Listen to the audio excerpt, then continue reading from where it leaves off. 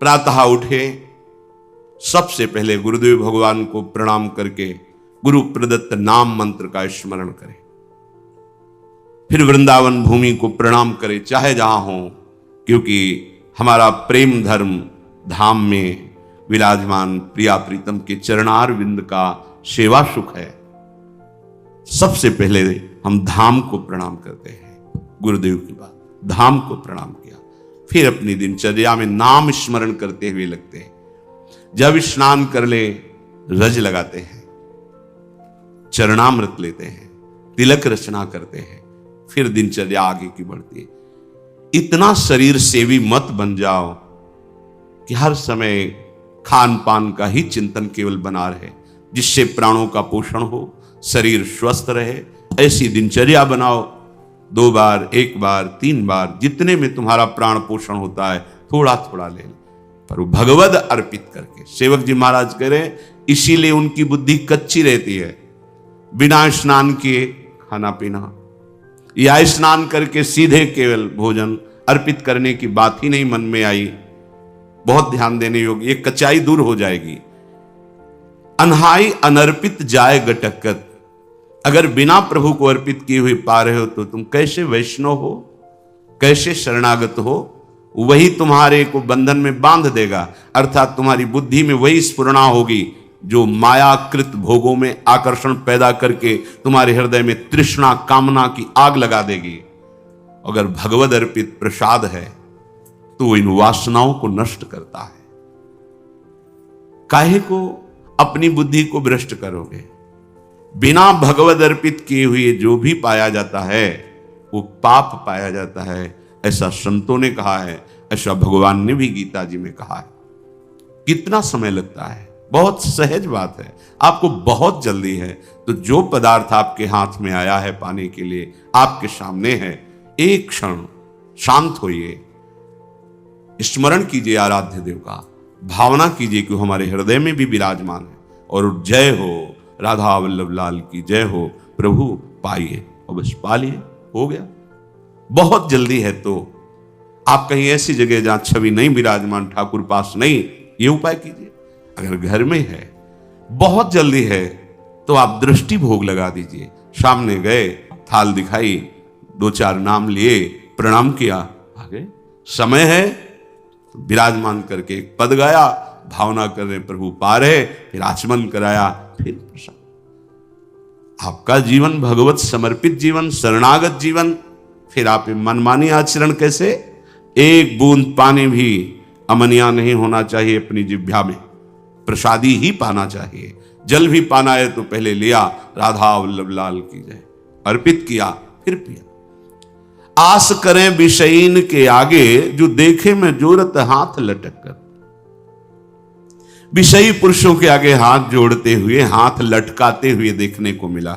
सेवक जी महाराज कह रहे, महालक्ष्मी जिनके चरणों को निरंतर सहलाती रहती हैं, चरण चापती रहती हैं, और भगवान अपने चिंतन में निमग्न रहते हैं, उधर दृष्टिपात भी नहीं करते, ऐसे प्रभु के दास कहलाकर आप अन्य विषयी पुरुषों के आगे हाथ फैलाएं।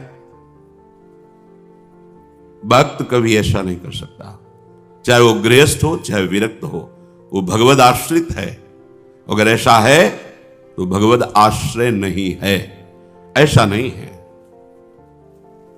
जिसके हृदय में नाम चल रहा होता है वो परम धनी है।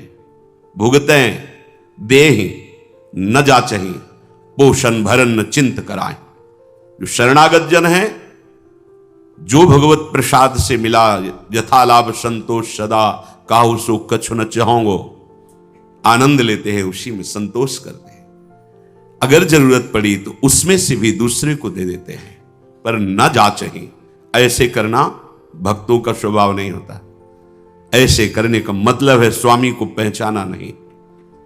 जिनकी तुम शरण में हुए उनको तुमने माना नहीं, ऐसी जरूरत ही नहीं पड़ती। भक्तन पाछे यूं फिरे ज्यों बछड़ा संगाए, चाहे वो गृहस्थ भक्त हो चाहे विरक्त भक्त हो। आस करें विषयीन के आगे, ऐसे करके मांगना, ये ना शरणागति का लक्षण है ना ये किसी उपासना का भाव, ये केवल वासना है, वासना। ऐसे जिस स्वामी ने पलक झपकते अनंत ब्रह्मांडों की रचना कर दी, किसी के सहयोग की जरूरत नहीं पड़ी, उन स्वामी का सेवक हूं।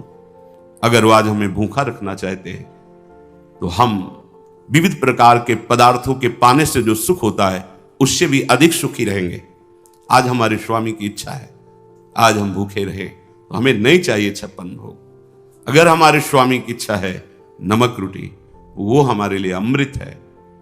विश्वास करो, राजी होना सीखो अपने प्रभु के विधान में, जीवन मंगलमय हो जाएगा। ये आवश्यकताएं, ये चाह, ये वासनाएं इतनी मत बढ़ा लो कि तुम प्रभु को भूल जाओ और संसार की इस भूल भुलैया में भटक पड़ो। ये भटकन मिटाने के लिए मनुष्य जीवन मिला है।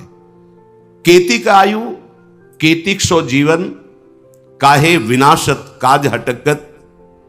अरे भाई, कितनी आयु है तुम्हारी? शरीर तो छूटेगा ना। कितना जीवन है तुम्हारा? इसे तुम कलंक लगा रहे हो शरणागति में, दूसरे के आगे हाथ जोड़कर मांग करके, अन्य भरोसा करके, अन्य आश्रय रख करके। कितना जीवन है तुम्हारा? और एक सिद्धांत बता दे, यदि आपने चालबाजी से, कपट से जीना सीखा है तो पूरे जीवन इसी से जी पाओगे, दूसरा रास्ता नहीं रहेगा।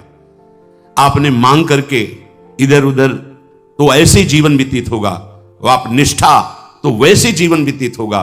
तुम जैसे चाहोगे वैसे हरि तुम्हारी व्यवस्था करेगा। तुम्हारे मन में आया है कि बिना छल कपट झूठ चोरी के धन आदि नहीं आता, सुख सुविधाएं नहीं आती, तो नहीं आएंगी, तुम्हें वही करना पड़ेगा। तुम्हारी सोच है। अगर भरोसे पे हो गए जैसे हरि, तो आप दुख सुख के प्रभाव से रहित होकर, आएंगे दुख सुख, उसके प्रभाव से रहित होकर परमानंद में निमग्न हो जाएंगे।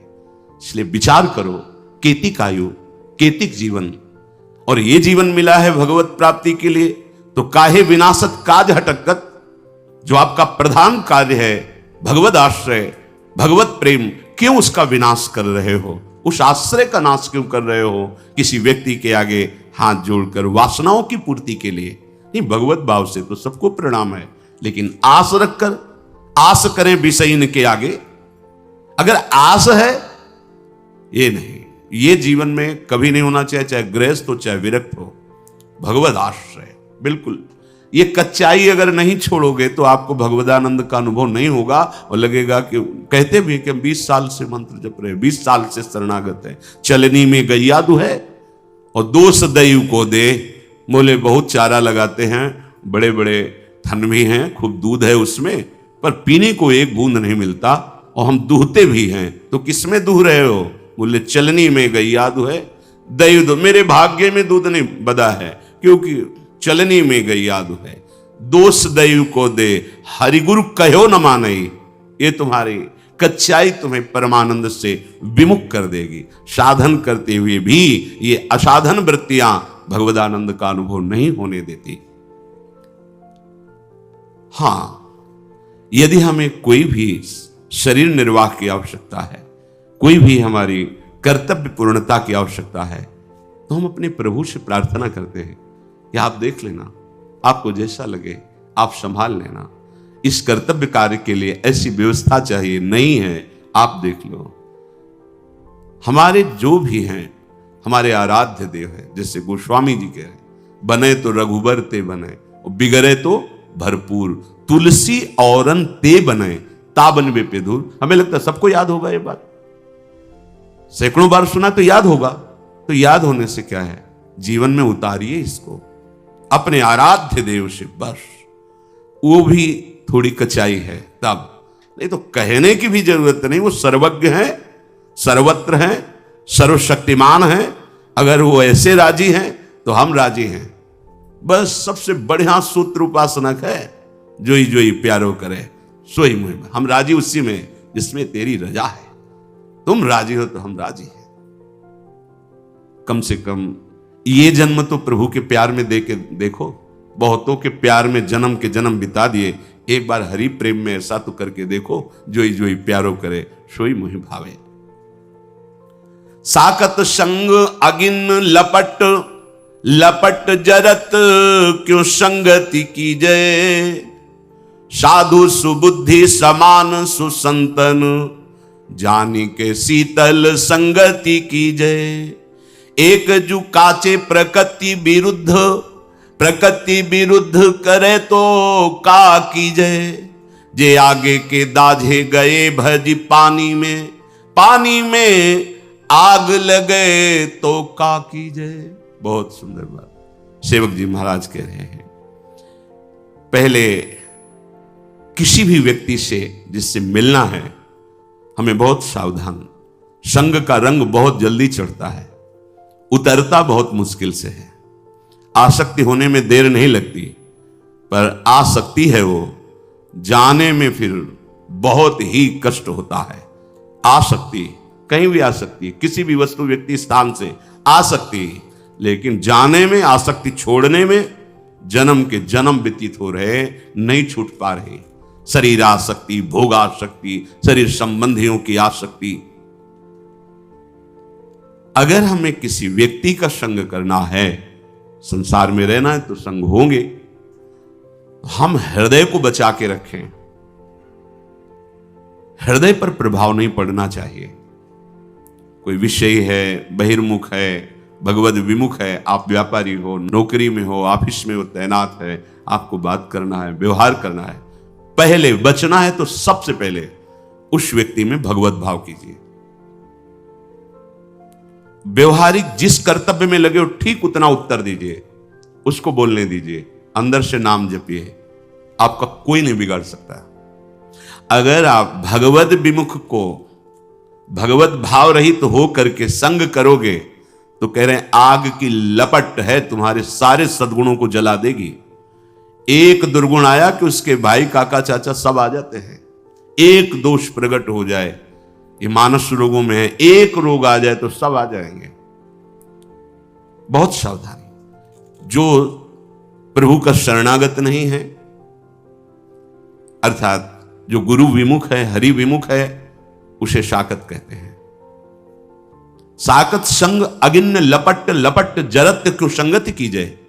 ये जलती हुई आग है, अगर उसको आपने अपना मित्र बना लिया, स्वीकृति कर ली कि ये हमारा प्यारा मित्र है, और वो भगवत विमुख है, नहीं जानता शास्त्र सिद्धांत, नहीं मानता भगवान को, जो नास्तिक प्रवृत्ति का है, भगवत विमुख है, ठीक है आप व्यवहार कार्य में है, सूत्र समझ लो, पहले भगवत भाव करो, उसमें जितना कर्तव्य में आवश्यक है उतनी वार्ता करो, शेष उसको बोलने दो, आप नाम जप करो, बस अलग हो जाओ। तो ये उत्तम स्वभाव हुआ। जो रहीम उत्तम प्रकृति, का कर सकत कुसंग, चंदन विष व्यापत नहीं, लपटे रहत भुजंग। अगर आपने भगवत भाव नहीं किया, अगर आप नाम जप नहीं कर रहे और ऐसे विमुख का संग किया, तो ये आग का संग है, आग का। ये तुम्हारे सद्गुणों को, तुम्हारी भक्ति भाव को ये छीण कर देगा, छीण कर देगा, पक्का देखा जा रहा है, प्रकट देखा जा रहा है। आप गए और घाले, आप तो नष्ट हुआ ही, और जो उसके मित्र बने वो भी चौपट हो गए, नष्ट हो गए, परमार्थहीन हो गए। आंखों से देख लो। साकत संग, महापुरुष जन बोल, साकत संग अगिन्य लपट, लपट जरत को संगति कीजिए। ये लपट है, ज्वाला है, जल जाएंगे तुम्हारे सद्गुण। दूर रहो कुसंग से, जाके संग कुमति मति उपजे, करत भजन में भंग तजोरे मन, हरि विमुखन को संग। जाके प्रियन राम वैदेही, तजिए ताहि कोटि बैरीशम, यद्यपि परम स्नेही, परम मित्र हो, परम संबंधी हो, तो जाके प्रियन राम वैदेही, तजिए ताहि कोटि बैरीशम। अगिन लपट, लपट जरत को संगति कीजिए। वो आग की तरह तुम्हारे हृदय में ऐसा उदय होगा, उसके संग का प्रभाव, सब गुरु भक्ति, धाम भक्ति, नाम जब सब नष्ट हो जाएगा, बिल्कुल पक्का। बहुत सावधानी की। भगवान श्री राम के बरुभल बास नरक करताता, दुष्ट संग जनि देई विधाता। भले नरक का वास मिल जाए, पर दुष्टों का संग ना हो, भगवत विमुखों का संग ना हो। साधु सुबुद्धि समान सुसंतन, जान के शीतल संगति की जय। जान के कहे साधु सुबुद्धि समान, अर्थात साधु का स्वभाव क्या होना है? साधु का स्वभाव होता है चाहे जितना कोई विपरीत परिस्थिति पैदा कर दे, भगवत विस्मरण नहीं होगा उसको। साधु की पहली पहचान। और भगवत स्मरण चल रहा है तो जय है, हर से हरि नाम जपत जय। तो ऐसे जय विजयी पुरुष के साथ रहोगे तो तुम भी विजयी हो जाओगे। काम क्रोध लोभ मोह मद मत्सर नाना प्रकार की दोष सृष्टि करने वाली माया ये आपके हृदय पर प्रभाव नहीं डाल पाएगी, क्योंकि वो समान समदर्शी महापुरुष होते हैं। वो सुबुद्धि उससे कहते हैं जो भगवत यश गुणगान में मगन रहती। देव सुबुद्धि कृपा करी मोहि पोई सुगुण माला रचो। जो भगवान के सुंदर गुण लीलाएं हैं वही हमारी वाणी में चलती रहे। ऐसी हमारे हृदय में सुबुद्धि प्रकाश। देहु कृपा करी बुद्धि प्रकाश जस बरनो हरिवंश विलास। तो जो भगवत गुणगान, भगवत सिद्धांत, भगवत नाम इसी में रमण करते वो साधु हैं। जो समान चित्त है वो साधु हैं। इनकी संगति शीतल है, परम शीतल। और विमुख की जो संगति है वो अग्नि जरत लपट, मानो ज्वालामयी अग्नि भस्म कर देगी तुम्हारे सद्गुणों को, सद्भाव को। साधु सुबुद्धि समान सुसंतन जान के शीतल संगति कीजिए। किसी की संगति करने के पहले जानकारी करो। ये भगवत शरणागत है, इसकी वाणी शास्त्र सम्मत है, इसके आचरण जो आचार्य परंपरा गुरु परंपरा से है वो सेवित है, फिर संगति करो। पर यहां तो बस हम ऐसी जगह पहुंच जाए जहां हमें कोई ऐसा कुछ कर दे कि हम सुखी हो जाए, ऐसा वो हो जाओगे, वो साधु संगत से हो जाओगे। जब नाम जप करोगे, अंतःकरण पवित्र होगा तो अपने अविनाशी स्वरूप को आप जान जाओगे, अजर अमर हो जाओगे, आप परम सुखी हो जाओगे, क्योंकि परम सुख सिंधु भगवान हृदय में ही बैठे हैं।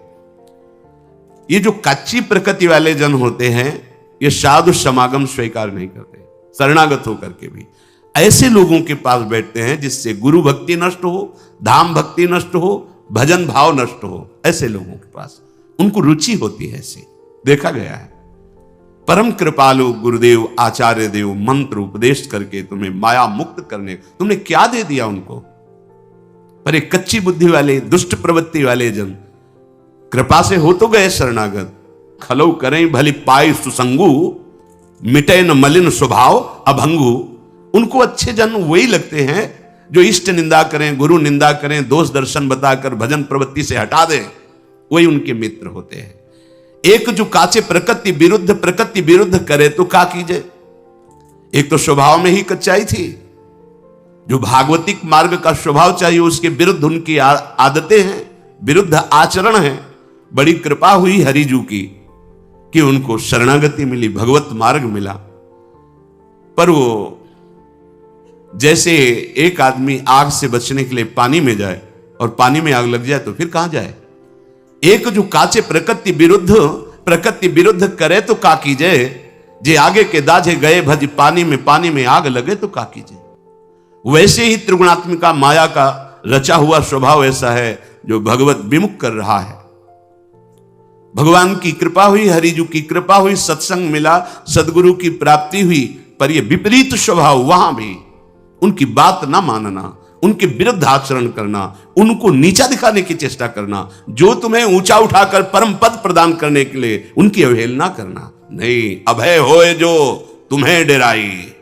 जो गुरुजनों से डरते हैं तो काल भी उनको डरा नहीं सकता, और जो गुरुजनों को आंख दिखाते हैं तो भगवान जाने उनकी क्या दुर्दशा होगी।